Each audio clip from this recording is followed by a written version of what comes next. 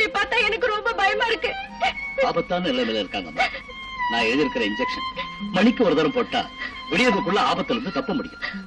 மருந்து வாங்கிட்டு வர யாராவது இருக்காங்களா? வேற யாரும் இல்லை, எழுதி கொடுங்க, நான் வாங்கிட்டு வரேன். நீயா இந்த நேரத்துல தனியா போறியா? என்ன பத்தி கவலைப்படாதீங்க அங்கிள். உடனே கொண்டு வரணும். நேரம் ஆயிடுச்சுன்னா அம்மாவை காப்பாத்த முடியாது. உடனே வாங்கிட்டு வரேன்.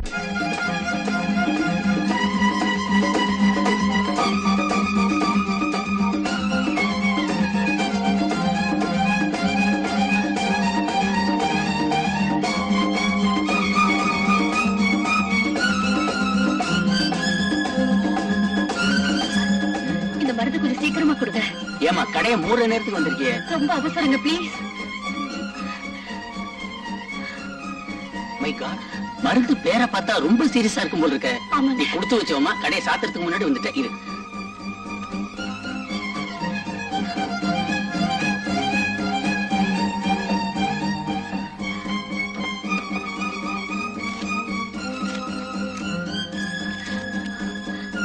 என்னம்மா பேலன்ஸ்?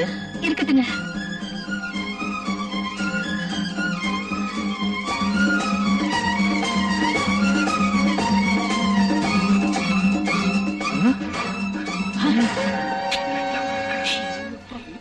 பாத்தியாடா சைக்கிள் சவாரி செய்யற சுந்தரிய? இவளை பார்த்தா என் நரம்பெல்லாம் புடைக்குதுடா. இவ்வளவு தைரியமா இந்த நேரத்துல சுத்துறாளே, இவ பெரிய கிராக்கியே தான். அந்த ஆப்பிள் கண்ணத்தை பார்த்தா அப்படியே கடிச்சு திங்கலாம் போல இருக்குடா. இது ஏன்டா தயங்குறீங்க? முதல்ல கார்ல ஏறுங்க, அதை துரத்தி பிடிப்போம்.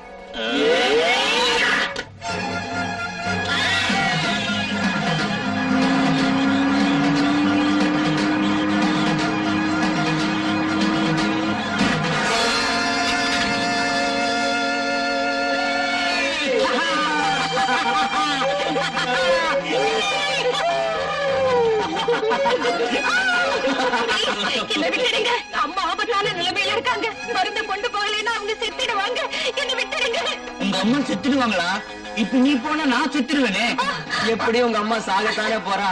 ஏன் அவசரப்படுற? அது வரைக்கும் நாம கொஞ்சம் ஜாலியா இருக்கலாம்.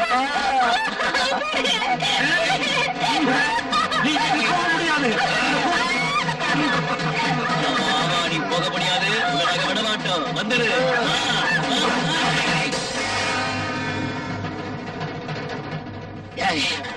இது இவனை விடக்கூடாது.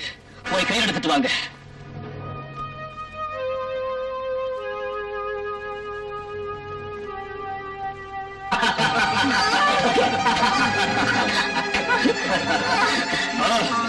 போங்க. என்ன அடிச்சிட்டியா?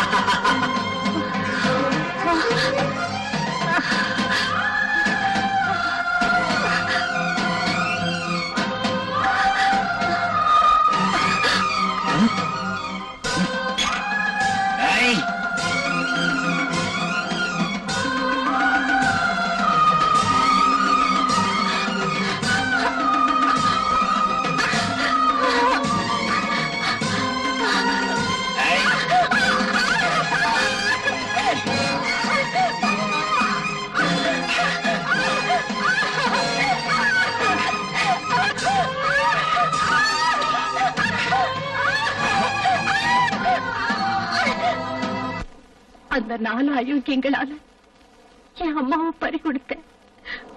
பக்கத்துல இருந்தவங்க ஊருக்கு போயிருந்த என் அப்பாவுக்கு போன் பண்ணாங்க.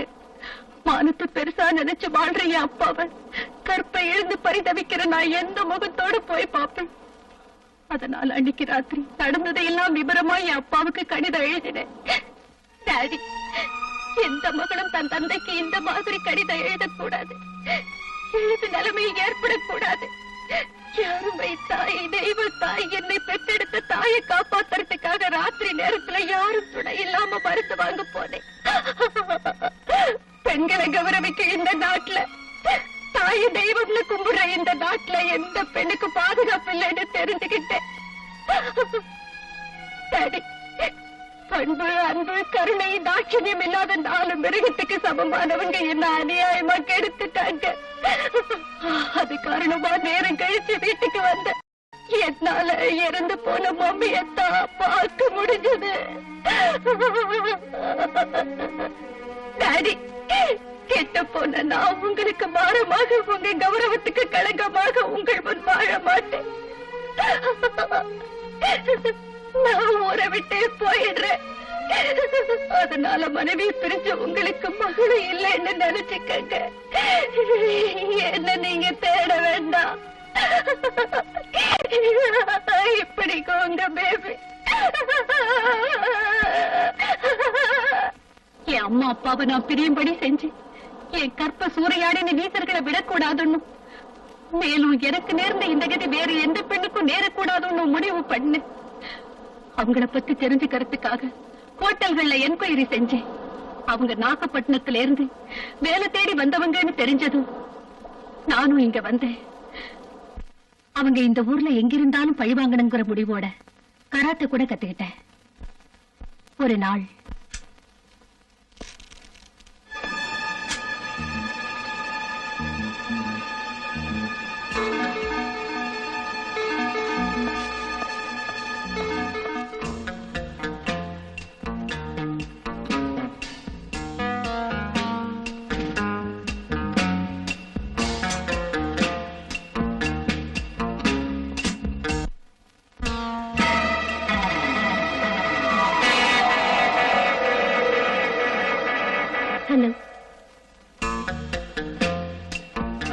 ஹலோ, புரியலையா? நீ விஜயபுரத்துல ராத்திரி வேளையில உங்க நண்பர்கள் 4 பேர் அனுப்பல. இங்க இருக்க வந்த? எந்த ஆண் ஒரு பெண்ணு முதல்ல தொடரானோ அவன் அவ மறக்க மாட்டா. தேன பருகிய வண்ட போல அவன்தான் வேணும்னு நினைப்பா. என்ன சொல்ற நீ? டார்லிங், அன்னைக்கு அம்மாவை பத்தின கவலையும் அதோட உங்க ஆளுங்களும் அங்க இருந்ததுனால நான் உங்களோட மட்டும் சுகம் அனுபவிக்க முடியல. அதாவது உங்க மார்ல ஒரு தடவை சாஞ்சவ எப்போதும் அந்த மார்லயே சாஞ்சு கிடக்கணும்னு நினைப்பா. ஏன் உங்களை ரசிக சக்கரவர்த்தி என்பேன். தொட்டு பார்ப்பதிலும் பிடித்து கட்டி அழைப்பதிலும் உணர்ச்சியை தட்டி இழுப்பதிலும் நீங்க ஒரு special. I like you very much. Comma, என்னை எங்காவது அழைச்சிட்டு போங்க. அந்த அருமையான புதுமையான சுகத்தை கொடுங்க பிளீஸ். ஷூர். நீ விருப்பப்பட்டு கூப்பிடும் போது நான் வேண்டான்னு சொல்லுவேன். கமா, 2 பேரும் சேர்ந்து நம்ம கெஸ்ட் ஹவுஸுக்கு போலாம். ஓகே? வாங்க சார், வாங்க வாங்க.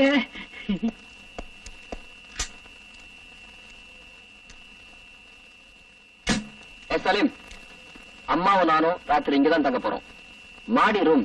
சார், நீங்க எப்பவும் போல திடீர்னு வருவீங்கன்னு நினைச்சு ரூம் எல்லாம் கிளீன் பண்ணி வச்சிருக்கேன். வாங்க சார், வாங்க.